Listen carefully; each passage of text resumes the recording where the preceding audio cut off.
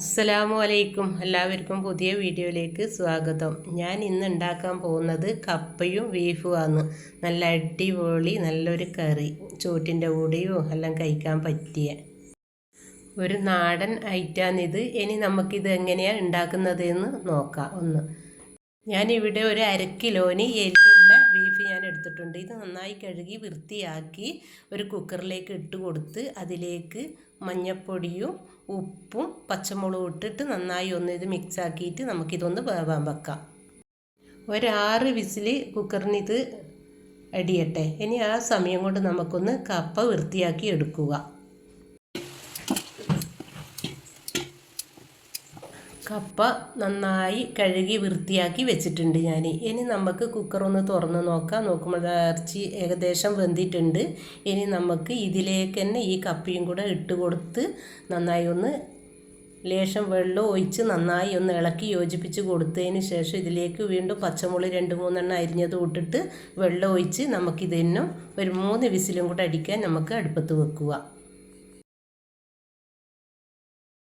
ഇത് വേവുന്ന നേരം കൊണ്ട് നമുക്ക് അരപ്പൊന്ന് റെഡിയാക്കി എടുക്കുക. ഒരു അരമുറി തേങ്ങ ഞാൻ മിക്സിയുടെ ജാറിലേക്ക് ഇട്ട് അതിലേക്ക് ഒരു 5-6 വെളുത്തുള്ളിയോ ഒരു 5-6 കൊച്ചുള്ളിയോ 1 ടീസ്പൂണ് പെരിഞ്ജീരകവും കുറച്ച് കുഞ്ഞി ജീരകവും ഇട്ട് മഞ്ഞൾപ്പൊടിയും ഇട്ടിട്ട് ഇത് നന്നായി അരച്ചൊന്ന് എടുക്കുക.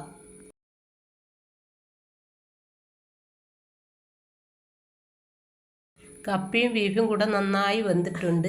തീ മീഡിയത്തിലിട്ടിട്ട് നമുക്ക് ഈ അരപ്പൊന്ന് ഇതിലേക്ക് ഒഴിച്ചു കൊടുക്കുക. എന്നിട്ട് നന്നായി ഇളക്കി യോജിപ്പിച്ച് കൊടുക്കുക.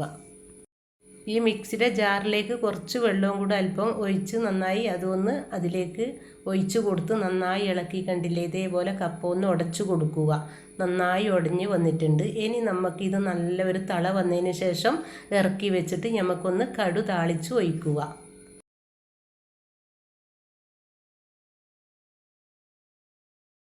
പാത്രം അടുപ്പത്ത് വെച്ച് അതിലേക്ക് ഞാൻ കുറച്ച് വെളിച്ചെണ്ണ ഒഴിച്ച് കൊടുത്ത് അതിലേക്ക് കുറച്ച് കടുക് ഇട്ട് കൊടുത്ത് ആ കടുക് പൊട്ടിത്തുടങ്ങുമ്പോൾ ഇതിലേക്ക് കറിവേപ്പിലയും കൂടെ ഇട്ട് നന്നായി പൊരിഞ്ഞതിന് ശേഷം ഇനി നമുക്കിത് അതിലേക്ക് കപ്പയിലേക്ക് ഒഴിച്ച് കൊടുക്കുക.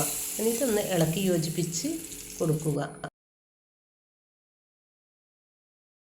നമ്മുടെ നാടൻ കപ്പയും ബീഫും കൂടെ നല്ലൊരു പുഴുക്ക് കറിയുടെ വെച്ച് അടിപൊളി. ഇതിൻ്റെ കൂടെ നല്ലോണം ചോറും വേറൊരു കറിയൊന്നും വേണ്ട, ചോറ്റിന് കൂട്ടാൻ നല്ലതാണ്. അടിപൊളിയായിട്ട് ചോറ് കഴിക്കാൻ പറ്റും. എല്ലാവരും ഇത് ഉണ്ടാക്കി നോക്കുക. ലൈക്ക് ചെയ്യുക, സബ്സ്ക്രൈബ് ചെയ്യുക, കമൻറ്റ് ചെയ്യുക. പുതിയ വീഡിയോയുമായി വരുന്നവരേക്കും അസ്സലാമു അലൈക്കും.